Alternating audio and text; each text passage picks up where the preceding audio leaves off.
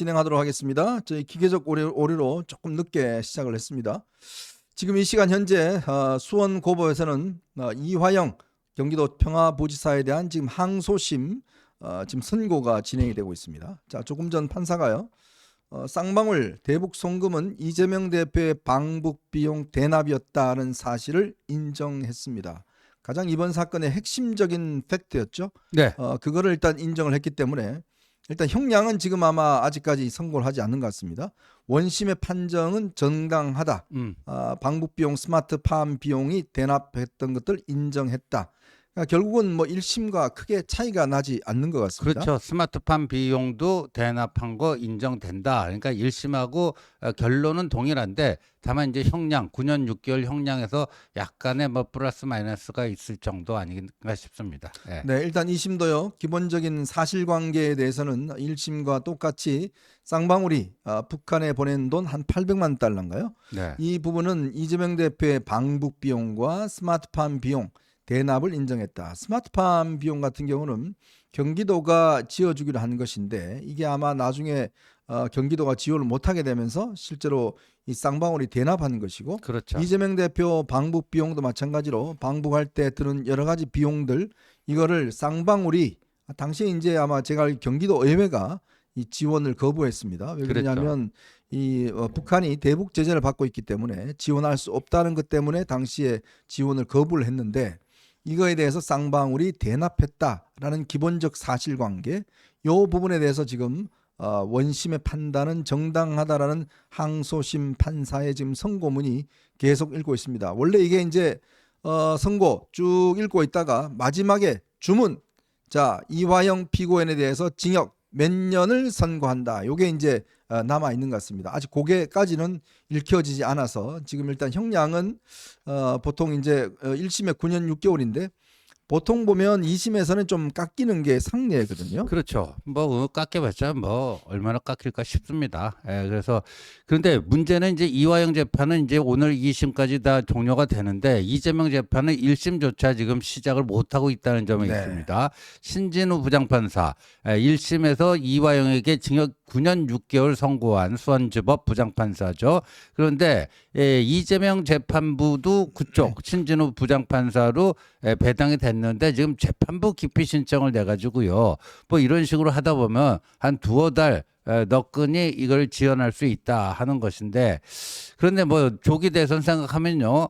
사실상 이걸로 이재명을 보내는 것은 현실적으로 쉽지 않을 것 같고요. 네. 다만 이화영이 유죄면 당연히 이재명도 유죄가 되는 거기 때문에 정치적 명분 싸움에서 이재명이 커다란 구멍이 하나 뚫리게 되는 셈이라고 보면 될 것 같습니다. 그러니까 이제 사실은 저는 이게 앞으로 논란이 될 게 이렇게 되면 뭐 이재명이 그럴 일이 없지만 이재명이 대통령이 된다 했을 때 지금 받고 있는 재판 네. 이게 지금 과연 계속되느냐 네. 중단되느냐 이 문제잖아요. 그런데 그렇죠. 문제는 뭐냐면 보십시오. 같은 공범관계인 이화영은 저렇게 형을 살고 있는데 이재명은 만약에 예를 들어 재판이 중단된다 그러면 그것도 굉장히 불공정하고, 그렇죠. 미국은 사실은 진행 중인 재판도 다 셀프 사면할 수 있기 때문에 트럼프 같은 경우는 다 사면 되는 거지만 지금 이 이화영 같은 이 사건 같은 경우는 그냥 공범들이 있기 때문에 공범들은 그러면 대통령이 아니라서 재판을 진행하고 만약 공범인 이재명은 재판을 진행 못하고 이거는 좀 형평관계 맞지 않지 않습니까? 그러니까 법 앞에 평등이라고 하는 헌법의 대원칙을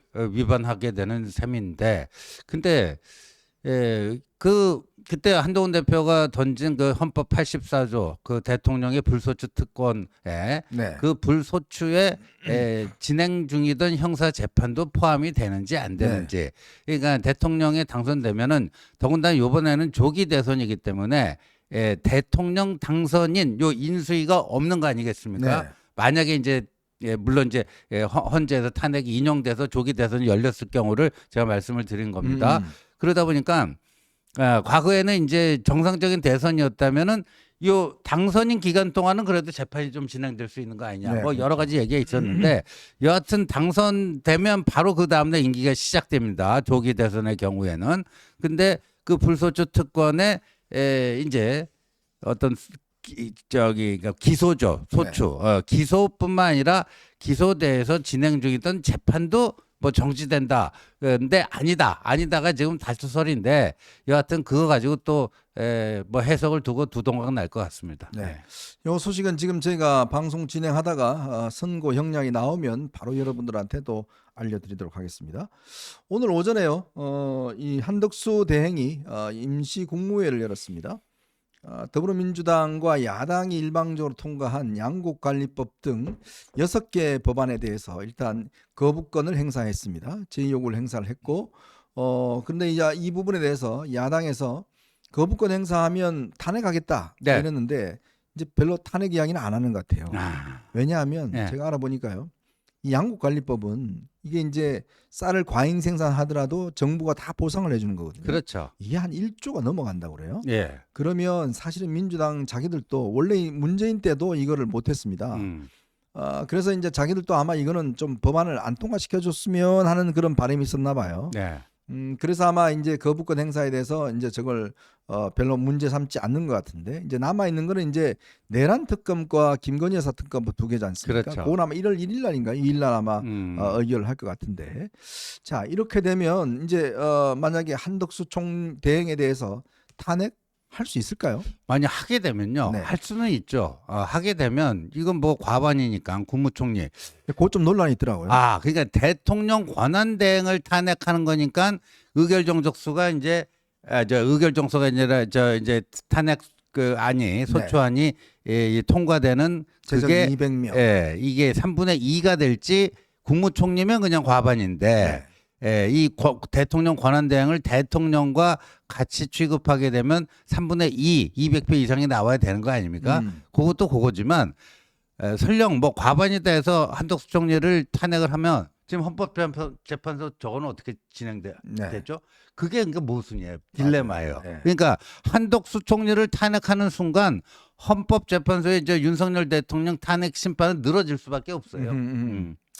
참 민주당이 자기들이 파놓은 지금 덫에 갇혀서 진작 그러면 헌법재판소를 좀 정상화시켜 놓지. 네. 그거 지금 업무정지 연기 늘린다고 그거 하지 않고 있다가 이제서야 뭘 하겠다고 이야기를 하니까 지금 또 국민의힘이 여기에 굉장히 태클을 걸고 나섰습니다. 어떻게 자기들이 이제 그 기소한 사건에 대해서 판사를 또 그렇게 임명할 수 있느냐 뭐 이렇게 지금 이야기를 하고 있고요. 어쨌건 이 3명에 대한 임명권을 놓고 또 논란이 있고 있는데 저는요 솔직히 민주당 하고 싶은 대로 한번 해보라고 그랬으면 좋겠어요. 진짜 국민들이 보시면 뭐라고 느끼실까요? 야 입법 권력이 갖고 있는데도 불구하고 저 정도인데 입법과 행정 권력을 다 가지면 뭘 할 수 있을까? 그렇죠. 이거가 되면 아마 국민들은 굉장히 아마 이 이재명에 대해서 실체를 좀 느낄 겁니다. 그렇죠. 예. 그 이재명의 그 잔인함이라든가 네. 뭐 이런 것들이 이제 하나둘씩 드러날 것이고요. 지금 이제 대통령 그 계엄과 탄핵이 여전히 핫 이슈고 거의 모든 이슈를 빨아들이는 블랙홀 그 작용을 하고 있기 때문에 그런데 이제 좀 그런 것들이 어느 정도 좀 가라앉기 시작하면은 이재명의 실체에 대해서 국민들이 다시 한번 재고하게 되는 판단하게 되는 그 시간이 올 거라고 봅니다. 네. 우리 메드카우라고 이제 우리 닉네임 쓰시는 분께서 자꾸 저를 차기 대통령으로 하시는데 제가 동원한 분 아닙니까? 그래요? 제가 동원한 분 아닌데. 혹시 가족 중에? 이거 저 가족 아닙니다. 오해 없으시기 바랍니다. 저는 댓글 부대 동원하지 않습니다. 뭐 최근에 댓글 부대 한다고 뭐 스스로가 고백하는 사람이 또 있더라고요. 참. 근데 저는 돈이 없어서 댓글 부대 운영하고 있지 않습니다. 오해 없으시면 하고요. 오늘 말입니다. 지금 이제 이 윤석열 대통령 친구이자 변호인인 석동영 변호사가 조금 전 이제 기자회견을 했습니다. 근데 석 변호사는요, 윤 대통령은 이 체포에 채차도 안 꺼냈다. 그리고 뭐 끌어내라는 말도 하지도 않았다. 이렇게 이야기를 하고 있습니다. 네.